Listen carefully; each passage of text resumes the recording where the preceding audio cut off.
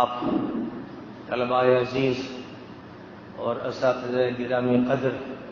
تشریف فرما ہے. ابھی ڈاکٹر مرسی کی وفات کی جو اطلاع کل پوری دنیا میں پھیلی اور جس پر خبریں بھی گرم ہیں، تبصرے بھی ہیں، تجزیے بھی ہیں، عالم عربی میں ایک پورا بھوچال ہے. میں نے رات میں ان کی وفات کے سلسلے میں عربی زبان میں اور اردو زبان میں 2 انٹرویو دیے تھے اور ان میں اس کا مطالبہ کیا تھا پوری دنیا اسلام سے کہ نہ صرف یہ کہ ڈاکٹر مرسی کو یاد کیا جائے، ہر جگہ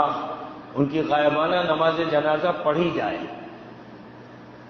اس سنت رسول صلی اللہ علیہ وسلم کو زندہ کیا جائے. اور یہ نماز جنازہ صرف ثواب کے لیے نہ ہو بلکہ اس لیے ہو تاکہ لوگوں کو حقیقت حال سے واقف کرایا جائے. اسی مقصد کی خاطر آج یہاں دارالعلوم ندوۃ العلماء کے کلیۃ الدعوہ کے حال میں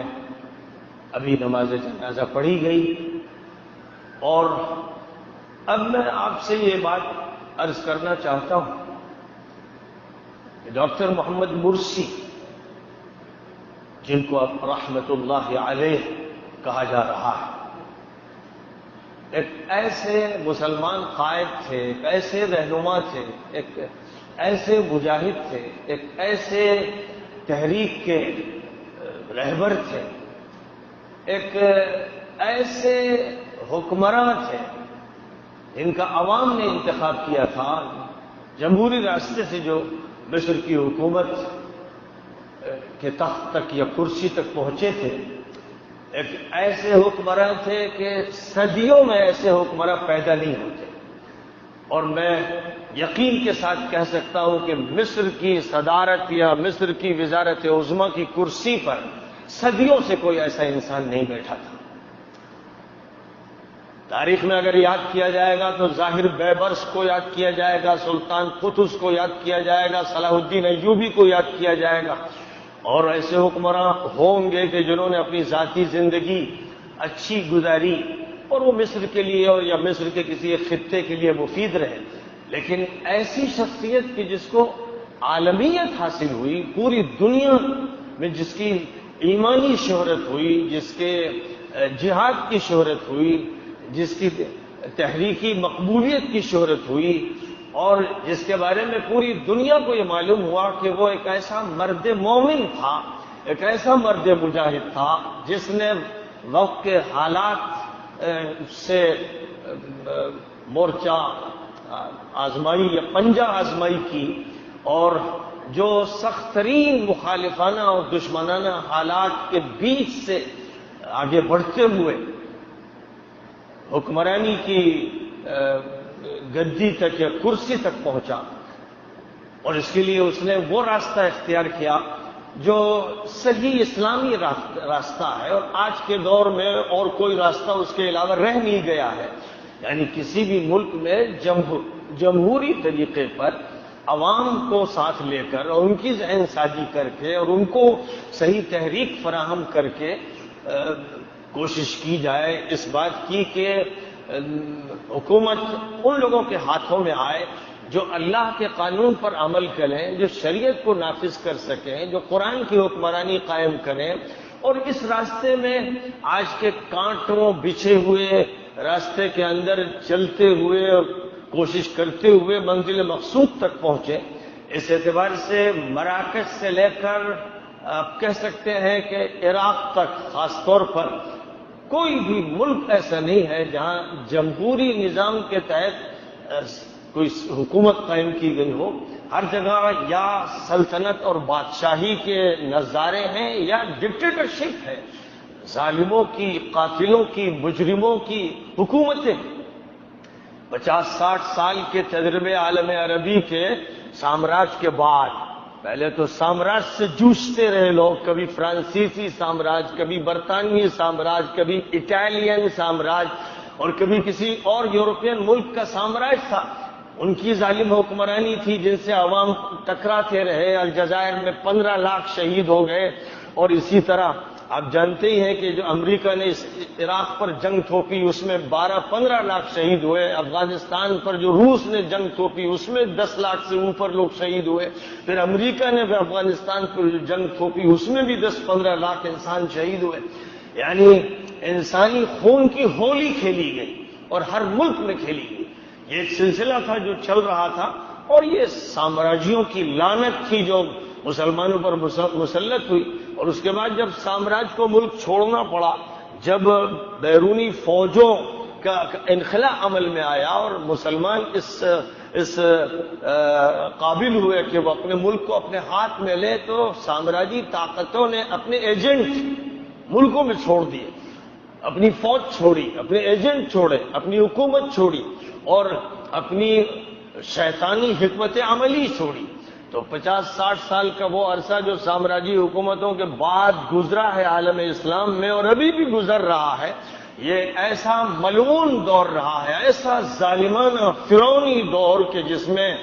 فرعون کی، نمرود کی اور وقت کے بڑے بڑے جلادوں کی یادیں تازہ کر دی گئیں۔ پورا ملک کیپچر کر لیا گیا، لوگ یرغمال بنا لیے گئے۔ اس میں کوئی شک و شبہ نہیں ہے کہ یہ جو دور رہا ہے 50-60 سال کا، اس میں عوام کی حالت ایسی تھی جیسے غلام ہو، باندیاں ہوں اور بندھوا مزدور ہو، جس وقت جس کو چاہے پکڑ لیا جائے۔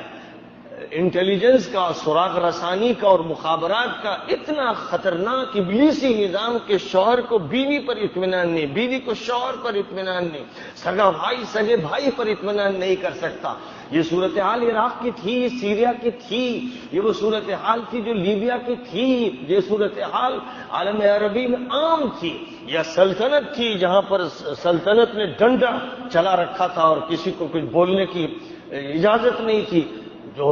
آل سعود کی مجرمانہ حکمرانی میں ہوتا رہا کہ اگر کسی نے بھی تنقید کر دی، یہ تنقید سوچ لی، تو اس کی خیریت نہیں، اس کو جیل کی کوٹریوں میں پھینک دیا جائے گا۔ یہی صورتحال امارات میں رہی، یہی صورتحال لیبیا میں رہی، یہی صورتحال تیونس میں رہی۔ ایسے ظالم اور خبیث اور لعنتی حکمراں مسلط ہوئے کہ عوام کو پیستے رہے، کچلتے رہے، جیلوں میں ان کو اس بری طرح مارتے رہے کہ ان کو کرنٹ لگاتے رہے، سگریٹ ان کے نازک اور حساس جسم کے حصوں پر بجھاتے رہے، کتے ان کو چھوڑتے رہے، اور ریت میں ملا ہوا کھانا دیتے رہے اور پیشاب پلاتے رہے۔ وہ جرائم کیے گئے ہیں کہ انسانیت تو تار تار ہو گئی، دنیا میں انسانیت کے صرف الفاظ رہ گئے، اس کے معنی ختم ہو گئے۔ یہ وہ مظالم تھے جو عالم عربی میں ہو رہے تھے اور ہو رہے ہیں۔ انہی مظالم کے خلاف ایک تحریک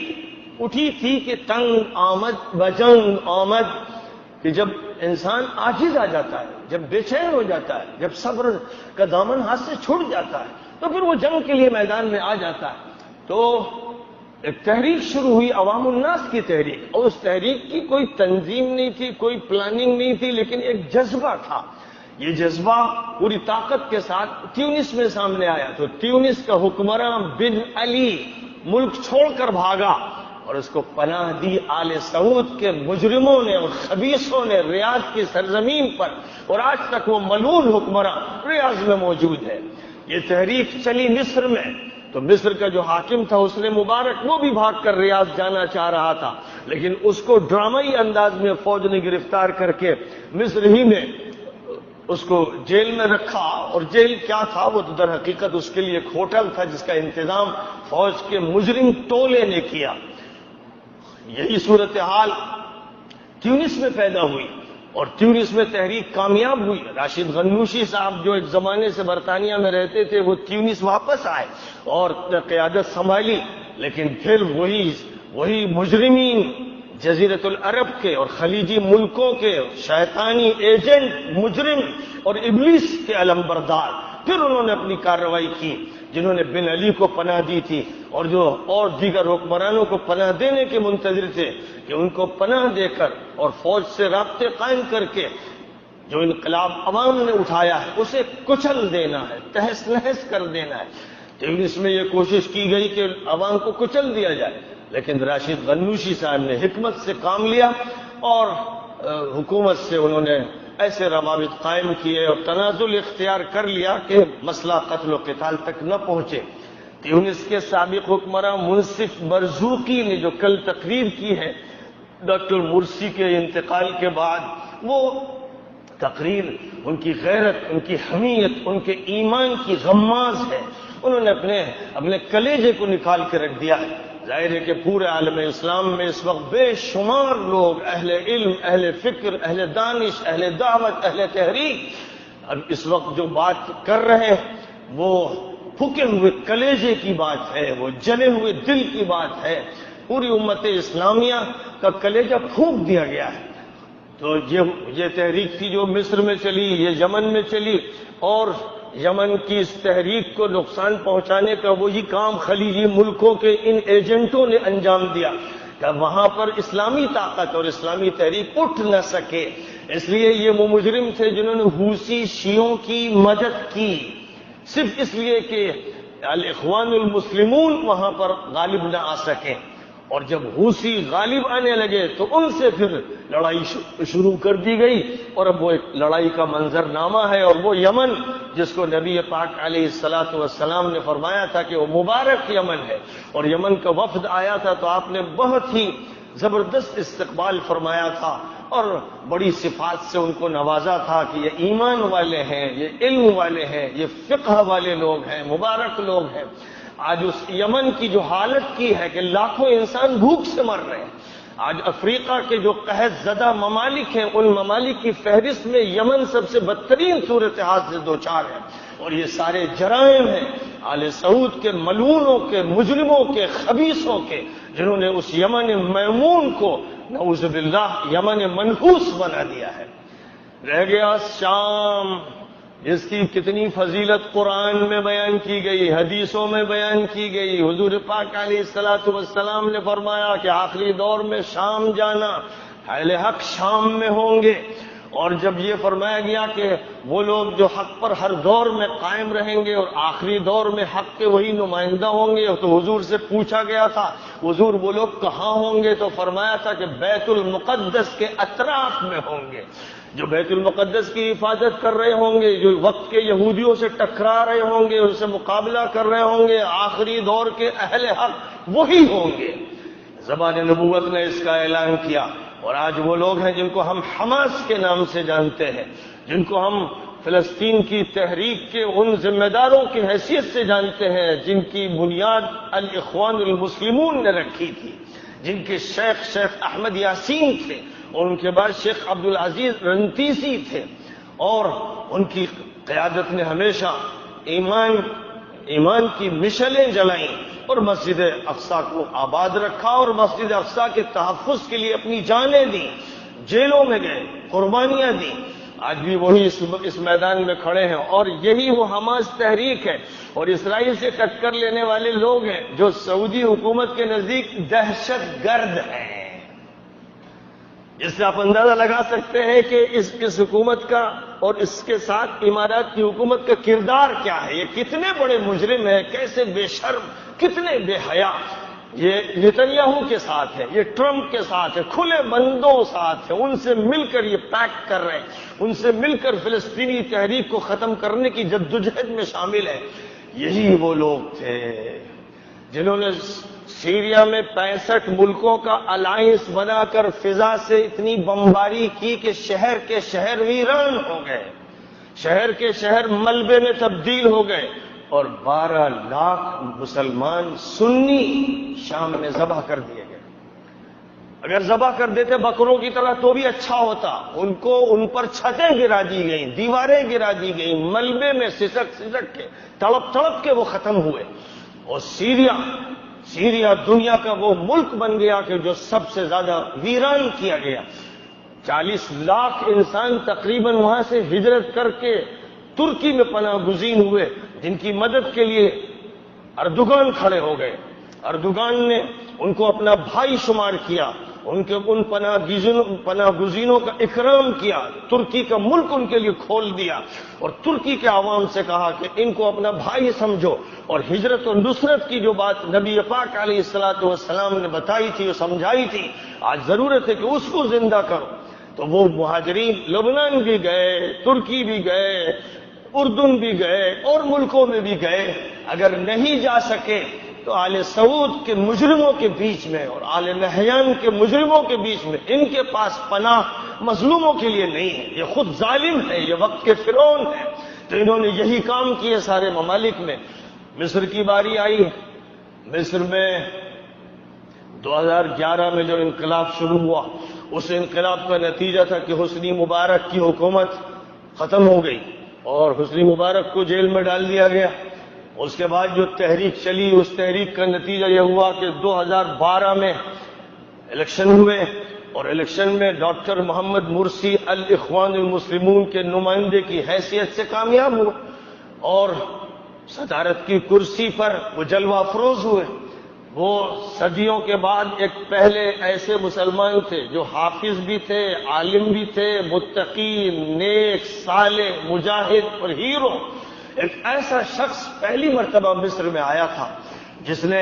مسلمانوں کے پوری دنیا کے مسائل کو اپنا مسئلہ سمجھا، جس نے مظلوموں کی مدد کا فیصلہ کیا، جس نے غزہ کے علاقے میں جا کر تقریر کی پوری صراحت کے ساتھ، اور ابھی آپ نے اس تقریر کو یہاں پروجیکٹر کے ذریعے سنا بھی ہے اور ان کو دیکھا بھی ہے کہ انہوں نے کھل کر یہ کہا کہ ہم ہر حالت میں آپ کی مدد کریں گے، ہم آپ کو بے یار و مددگار نہیں چھوڑ سکتے۔ تو ایک طرف تو غزہ کے مسلمانوں کی مدد، حماس کی مدد، اور دوسری طرف سیریا میں جو مظالم بشار کی طرف سے مسلمانوں پر کیے گئے، اور جو امریکہ کی سرپرستی میں خلیجی ملکوں نے الائنس قائم کیا، اس نے جو مظالم کیے، ان مظالم کے خلاف جب جہاد کا اعلان قاہرہ کی کانفرنس میں کیا گیا، جس میں سینکڑوں علماء پوری دنیا سے شریک ہوئے تھے، اور ان علماء کی سربراہی کرتے ہوئے ڈاکٹر محمد مرسی نے اعلان کیا تھا کہ سیریا میں اب اسلامی جہاد برپا کیا جائے گا اور مظلوموں کی مدد کی جائے گی، بس وہ دن تھا جو ان کے بارے میں یہ فیصلہ کر لیا گیا کہ اب ان کو اکھاڑ کر پھینک دینا ہے، جمہوریت کا خاتمہ کر دینا ہے، اور الیکشن کے کوئی معنی نہیں، عوام کے ذریعے یہ آئے ہیں تو آئے ہوں گے، لیکن ان کو گوارا نہیں کیا جا سکتا۔ یہ اسرائیل کے لیے مضر ہے، یہ سیریا کے ظالموں کے لیے نقصان دہ ہے، اور یہ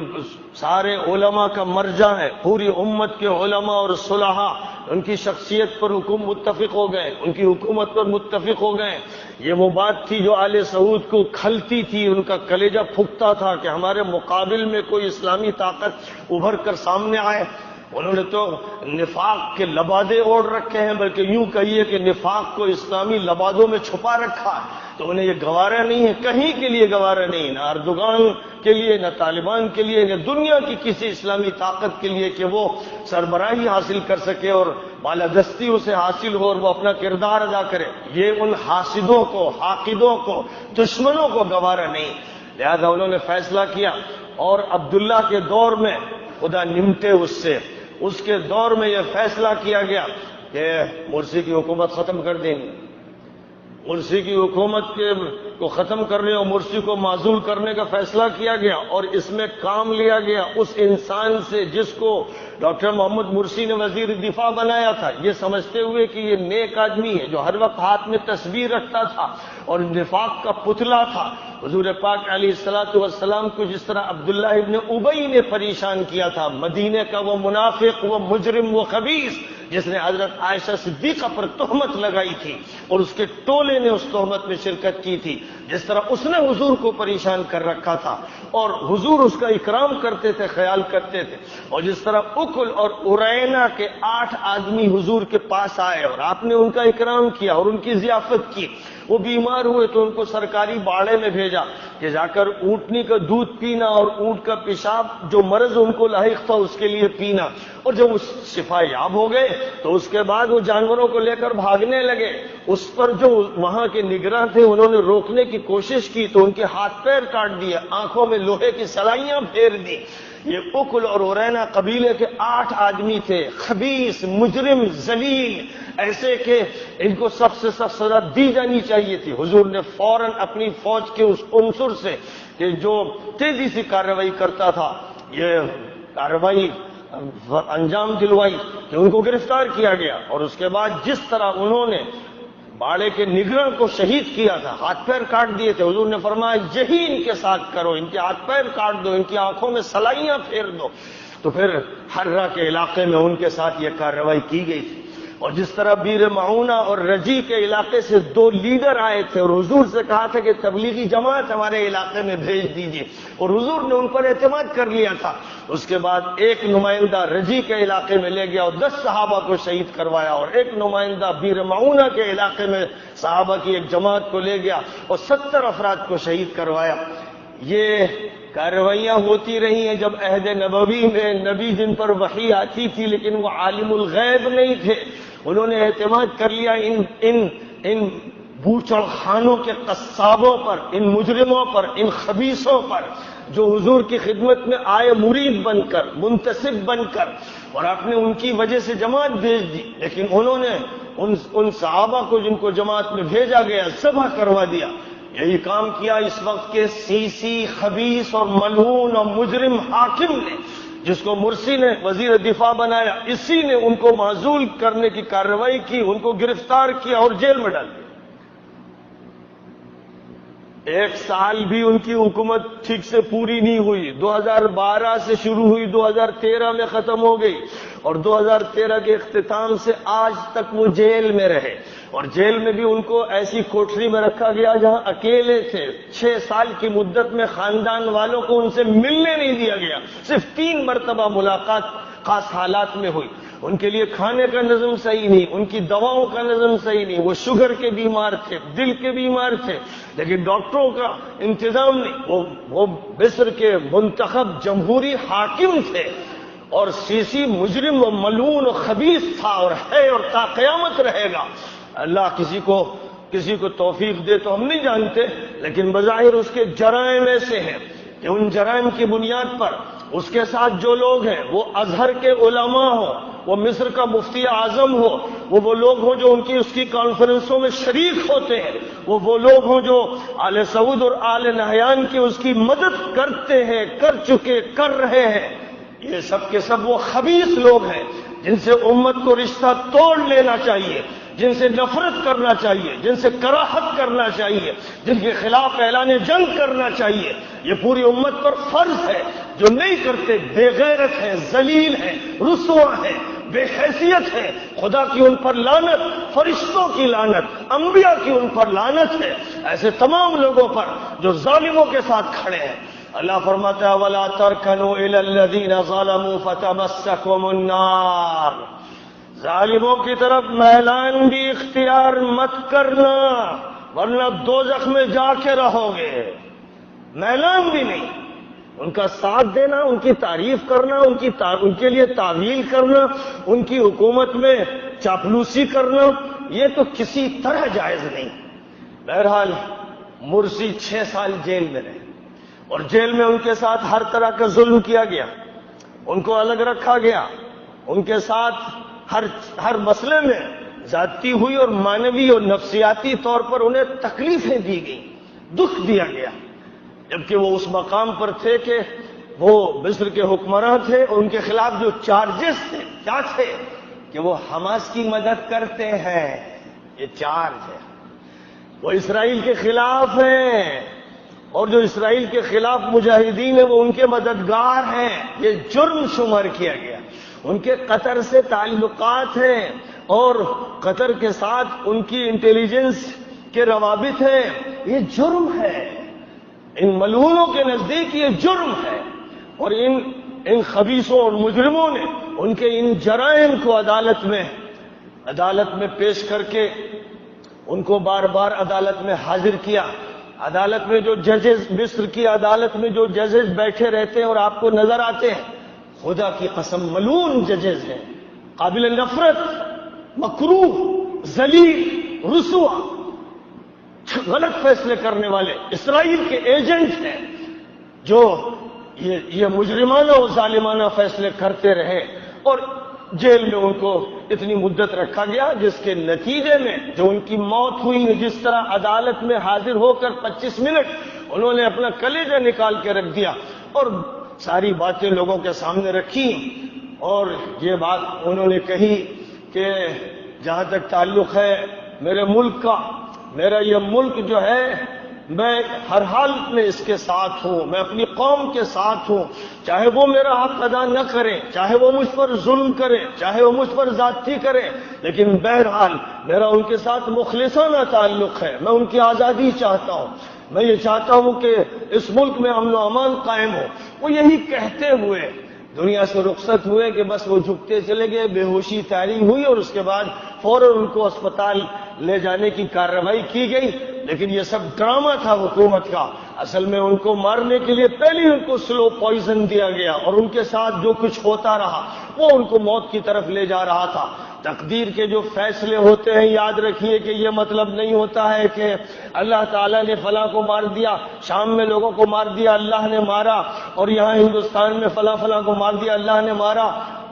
حضور پاک علیہ السلام بھی نہ اس نسبت کو پسند کرتے ہیں، نہ قرآن اس کو قبول کرتا ہے، بلکہ نبی پاک علیہ السلام نے اس صحابی کی موت پر جن کو زخم سر میں لگا تھا اور نہانے کی ضرورت پڑی اور دیگر صحابہ سے انہوں نے مسئلہ پوچھا تو انہوں نے کہا کہ تمہیں غسل کرنا ہی پڑے گا کیونکہ پانی موجود ہے۔ انہیں یہ نہیں معلوم تھا کہ تیمم ایسے موقع پر کرنا چاہیے، تو انہوں نے غسل کر لیا اور سیپٹک ہو گئی، پانی سر میں زخم کے اندر چلا گیا۔ جب نبی اکرم صلی اللہ علیہ وسلم کو معلوم ہوا تو یہ نہیں فرمایا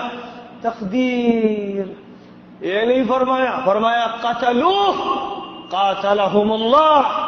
یہ لوگ جنہوں نے فتویٰ دیا انہوں نے قتل کیا، خدا انہیں قتل کرے۔ یہ الفاظ صحیح حدیث کے،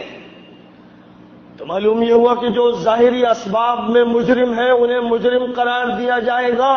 اور جو لوگ یہ سمجھانے کی کوشش کرتے ہیں کہ تقدیر کا فیصلہ تھا اللہ نے فیصلہ کر دیا، یہ قرآن کو جھٹلانے والے، حدیثوں کا مذاق اڑانے والے، مجرموں کو محفوظ کرنے والے اور مظلوموں کا ساتھ نہ دینے والے مجرم قسم کے لوگ ہیں۔ یہ قرآن کا موقف نہیں ہے، یہ حدیث کا موقف نہیں ہے۔ وہ موقف یہ ہے کہ جو سبب بنا ہے اس کی طرف نسبت کی جائے گی۔ جو کسی نے قتل کیا تو یہ نہیں کہا جائے گا تقدیر تھی کہ وہ قتل ہو فلاں کی تلوار سے، جس نے قتل کیا اسے پکڑا جائے گا، سولی پہ چڑھایا جائے گا، اس نے اگر ہاتھ پیر کاٹے ہیں کسی کے تو اس کے ہاتھ پیر کاٹے جائیں گے، مسئلہ تقدیر کا حوالہ نہیں دیا جائے گا۔ تو ایسے موقع پر تقدیر کا حوالہ دینے والے مجرم مولوی، مجرم مفتی، خطا کار قسم کے لوگ، ظالموں کا ساتھ دینے والے، اس لیے مرسی کو قتل کیا گیا ہے، مرسی شہید ہوئے ہیں اور شہداء میں ان کا نام شمار کیا جائے گا جن کو دھیرے دھیرے شہادت کے مرحلے تک پہنچایا گیا۔ تو ان کے بارے میں تو اللہ تعالیٰ نے یہ کہی دیا ہے کہ وَلَا تَقُولُوا لِمَنْ يُقْتَلُ فِي سَبِيلِ اللَّهِ أَمْوَاتًا بَلْ أَحْيَاءٌ عِنْدَ رَبِّهِمْ يُرْزَقُونَ فَرِحِينَ بِمَا آتَاهُمُ اللَّهُ مِنْ فَضْلِهِ وَيَسْتَبْشِرُونَ بِالَّذِينَ لَمْ يَلْحَقُوا مِنْ خَلْفِهِمْ اللہ خوف علیہم ولا هم يحزنون۔ ان کے بارے میں تو یہ کہہ دیا کہ وہ اللہ کے یہاں ہیں اور اللہ میاں ان کی میزبانی فرما رہے ہیں، ضیافت فرما رہے ہیں، ان کو نواز رہے ہیں، وہ خوش ہیں، وہ مگن ہیں۔ اور ہم لوگوں سے کیا کہا؟ فرمایا وبشر الصابرین الذین اذا اصابتهم مصیبۃ قالوا انا للہ وانا الیہ راجعون اولئک علیہم صلوات من ربهم ورحمہ واولئک هم المہتدون۔ اے نبی ان صبر کرنے والوں کو خوشخبری سنا دیجئے کہ جب ان پر مصیبت آتی ہے تو وہ کہتے ہیں ہم اللہ کے ہیں، ہم سب کو اللہ کی طرف جانا ہے، ایک گیا آگے ہم پیچھے آ رہے ہیں، ہم سب کو وہیں پہنچنا ہے، یہ مسافر خانہ یہاں رہنے کے لیے نہیں ہے، جانا سب کو وہیں ہے، کوئی پہلے گیا کوئی بعد میں جائے گا۔ فرمایا اللہ تعالیٰ نے جو لوگ یہ کہتے ہیں، جو لوگ یہ سمجھتے ہیں، ان پر اللہ کی عنایتیں ہیں، رحمتیں ہیں، فضل و کرم ہے، وہی ہدایت یافتہ ہے، وہی ہدایت یافتہ ہے۔ تو اب یہاں سے یہ اعلان کر رہے ہیں کہ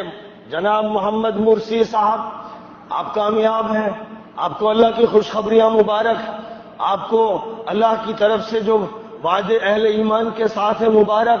آپ پہلے چلے گئے، باعزت چلے گئے، سرخرو چلے گئے، پوری امت کی نمائندگی کرتے چلے گئے، ہم لوگ بھی پیچھے آ رہے ہیں، ہمارا بھی وہی راستہ ہے۔ وَأَنَّ هَذَا صِرَاطِي مُسْتَقِيمًا فَاتَّبِعُوهُ وَلَا تَتَّبِعُوا السُّبُلَ فَتَفَرَّقَ بِكُمْ عَنْ سَبِيلِهِ۔ ہم اسرائیل کا ساتھ نہیں دیں گے، امریکہ کے ساتھ نہیں دیں گے، ان کے ساتھ جو ہے ان کو یہودی، صہیونی، صلیبی سمجھیں گے، کیونکہ قرآن کہتا ہے یا ایھا الذین آمنوا لا تتخذوا اليہود والنصارى اولیاء بعضهم اولیاء بعض ومن يتولهم منکم فانه منهم۔ محمد بن سلمان، محمد بن زائد ان سے دوستی رچاتے ہیں تو خدا کی قسم قرآن کا فتویٰ ہے کہ وہ ان میں ہے۔ ان کے بارے میں جو تعویل کرنے والا مجرم اور خبیث، جس کا دل سیاہ، دماغ سیاہ ہے، اس کے منہ پر اس کی تعویلیں مار دو، کسی حالت میں اسے قبول مت کرنا۔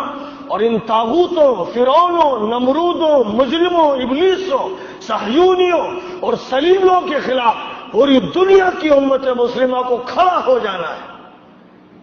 یہ مشن ہے، اور یہ مشن ہر جگہ چلے گا، ہر وقت چلے گا، اسی پر جینا ہے، اسی پر مرنا ہے۔ وَلَا تَمُوتُنَّ إِلَّا وَأَنْتُمْ مُسْلِمُونَ۔ اسلام جس سربلندی کے لیے آیا تھا، اس سربلندی کی خاطر نبی پاک نے مکہ مکرمہ سے مدینہ منورہ ہجرت کی تھی، اور جب مدینہ منورہ میں امن کا ماحول تھا تو آرام سے پیر پسار کر پڑھ نہیں گئے تھے، بلکہ مدینہ منورہ میں معرکہ بدر برپا ہوا، معرکہ احد برپا ہوا، معرکہ خندق برپا ہوا، اور آگے چل کر مکہ فتح کیا گیا، ملک فتح کیا گیا۔ یہ اسلام کا مزاج ہے، جو اس مزاج کے ساتھ ہے وہ اسلام کے ساتھ ہے۔ ابو بکر صدیق نے مرتدوں کا مقابلہ کر کے ان کو چھٹی کا دودھ دلا دیا اور اسلام میں پھر واپس لائے۔ نرمی کی بات کرنے والے جو یہ کہتے ہیں کہ بس محبت کا رس پلاؤ، وہ منافق لوگ ہیں، وہ ابو بکر کے خلاف ہے، وہ عمر کے خلاف ہے، وہ عثمان کے خلاف ہے، وہ علی کے خلاف ہے، جنہوں نے باغیوں سے جنگ کی، خارجیوں سے جنگ کی، ناصبیوں سے جنگ کی۔ وہ حسین کے خلاف ہیں، وہ حضرت زید کے خلاف ہیں، وہ النفس زکیہ کے خلاف ہیں، وہ حضرت یحییٰ کے خلاف ہیں، اور وہ ہندوستان میں حضرت شاہ عبدالعزیز کے خلاف ہے۔ 1803 میں انہوں نے فتویٰ دیا تھا کہ ہندوستان دارالحرب ہو گیا ہے۔ انہوں نے یہ نہیں کہا کہ آرام کرو، مدرسوں میں پڑھو، پڑھاؤ، کتابیں ختم کرو۔ انہوں نے کہا کہ ملک میں اب جنگ کا دور آ گیا، اور انہی کے اس فتوے کی بنیاد پر حضرت سید احمد شہید نے جہاد کی کارروائی شروع کی۔ لاکھوں انسان اس ملک میں شہید کیے گئے، لیکن ان لاکھوں کی شہادت کے خون کے رنگ سے وہ خاکہ تیار کیا گیا، اور اللہ کی طرف سے زکوٰۃ اس امت کی قبول کی گئی، اور اس ملک کو 1947 میں جو آزادی حاصل ہوئی، اس آزادی میں جو کوشش شیخ الہند کی تھی، ان کے شیخ کی تھی، ان کے شیخ کی تھی، مولانا قاسم نانوتوی کی جو تحریک رہی ہے، اور ان سے پہلے کے جو حضرات کی، یہ سب سید احمد شہید کے تلامذہ ہیں، ان کے مسترشدین ہیں، ان کے خلفاء ہیں، خلفاء کے خلفاء ہیں۔ یہ وہ تحریک تھی، عوامی تحریک، جس کو شروع کیا گیا ہندوستان کے شمال سے، اور یہی وہ تحریک ہے جو بنگال تک پہنچی، اور یہی وہ تحریک جنوب تک پہنچی۔ اس تحریک نے ملک کو آزاد کرایا۔ اس لیے جو لوگ ان انقلابی کوششوں اور تحریکوں کے خلاف بات کرتے ہیں، وہ بڑے گھٹیا لوگ ہیں، بڑے بے غیرت لوگ ہیں، بے حمیت لوگ ہیں، بے شرم لوگ ہیں۔ وہ حضرت شاہ عبدالعزیز کے خلاف ہیں، وہ سید احمد شہید کے خلاف ہیں، اور سید احمد شہید کی تحریک کے مجاہدین کے خلاف ہیں۔ ان کو اپنی جان عزیز ہے، ذلت کے ساتھ، نفاق کے ساتھ، کفر کے ساتھ، ہر طرح کی بدماشی اور خباثت کے ساتھ انہیں اپنی جان چاہیے، دھڑ چاہیے۔ وہ بکرے رہ کر جیے، وہ مرغے بن کر جیے، لیکن ایک شریف انسان بن کر جینا نہیں چاہتے۔ اس لیے نوجوانوں، مشن یاد رکھو، مشن، اور یہ مشن قربانیاں چاہتا ہے۔ اللہ نے فرمایا تھا وَيَتَّخِذَ مِنكُمْ شُهَدَاءَ، اللہ چاہتا ہے تم میں سے شہیدوں کا انتخاب کرنا. اگر یہ خدا کو پسند نہ ہوتا تو نہ معرکہ بدر ہوتا، نہ معرکہ احد، نہ معرکہ خندق ہوتا، نہ معرکہ حنین، نہ ہندوستان کی تحریک آزادی ہوتی، نہ فتویٰ شاہ عبدالعزیز کا ہوتا، نہ سید احمد شہید کی تحریک ہوتی، اور نہ انڈمان میں لوگ گرفتار ہوتے، نہ مالٹا میں بھیجے جاتے، اور نہ شیخ الہند کی ریشمی رومال تحریک ہوتی. تو جو لوگ محبت اور پریم کی باتیں سمجھا کر یہ سمجھاتے ہیں کہ اپنی جان کو مصیبتوں میں مت ڈالو، وہ حدیث نہیں سمجھتے، وہ قرآن نہیں سمجھتے، وہ تاریخ نہیں سمجھتے، وہ بس غلاموں کی زندگی گزارنا چاہتے ہیں. اس غلامی کی زندگی کے لیے اسلام تیار نہیں. میرے بزرگوں، ساتھیوں، دوستوں، یہ ہے وہ مشن. اور میں اس مشن کے لیے آپ سے کہتا ہوں کہ مرسی صاحب کی تقریریں سنیے، ان کے بیانات سنیے، تاکہ کم از کم ان کی فکر زندہ رہے اور اس راستے پر لوگ ہر جگہ چلتے رہے، کوشش کرتے رہے. اور جن لوگوں نے ان کو معزول کرنے میں حصہ لیا ہے، پیسے دیے ہیں، طاقت لگائی ہے، سیاست استعمال کی ہے، اور یہودیوں سے اور عیسائیوں سے دوستیاں کر کر کے ان کو ختم کیا ہے، اور یہ جھوٹا اور مکار ایجنٹ اکل ارینا کے جیسے وہ 8 خبیث لوگ تھے جنہوں نے حضور سے جھوٹ بولا اور اس کے بعد حضور کے نمائندہ کو شہید کیا. ویسے یہ سیسی مجرم ہے جس پر اعتماد کیا گیا تھا یہ سمجھ کر کہ یہ اچھا انسان ہوگا، لیکن یہ سب سے زیادہ ذلیل حکمراں عالم اسلام کا ثابت ہوا. اس لیے مسلمانوں اپنے دلوں میں اس سے نفرت کرو، اور جنہوں نے اس کی مدد کی ان سے نفرت کرو. اللہ یہی چاہتا ہے. اللہ کی طرف سے اور اللہ کے نبی کے بیان سے یہی بات واضح کی گئی ہے کہ جو من احب للہ وابغض للہ واعطى للہ ومنع للہ فقد استکمل الایمان. بس آج کی اس نشست میں میں یہ پیغام پہنچانا چاہتا تھا، اور نماز پڑھی گئی. ظاہر ہے کہ ہونا تو یہ چاہیے تھا کہ تل رکھنے کی جگہ نہ ہوتی، لیکن لوگوں کو ابھی شعور نہیں، ابھی احساس نہیں، ابھی ہمارے مدرسوں میں تحریک کی رمق باقی نہیں رہ گئی ہے. وہ جان نہیں ہے کہ جس جان کی ضرورت ہے، جس کا یہ نتیجہ ہے کہ ابھی ایک محدود سی تعداد یہاں پر آ سکی. لیکن انشاءاللہ آپ لوگ دیکھیں گے اور سنیں گے کہ آسٹریلیا سے امریکہ تک لاکھوں نمازیں ہوں گی، اور کروڑوں انسان عزم مصمم کریں گے، اور مصر میں پھر سے تحریک شروع ہوگی. میں آپ سے یقین کے ساتھ کہہ سکتا ہوں، ایسے جیسے میں دیکھ رہا ہوں کہ دن ہے، ایسے کہ مصر میں دوبارہ ان کی حکومت آئے گی جو اسلام کو مضبوطی سے تھامے ہوئے، اور پورے عالم عربی میں نفاق کی یہ کھرچن جو موجود ہے اور جو ایجنٹ موجود ہے صہیونیوں اور صلیبیوں کی، ان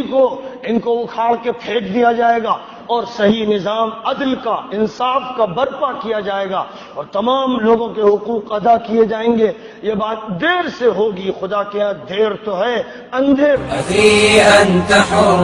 وراء السدود، أخي أنت حر بتلك القيود. إذا كنت بالله مستعصما فماذا يضيرك كيد العبيد، فماذا يضيرك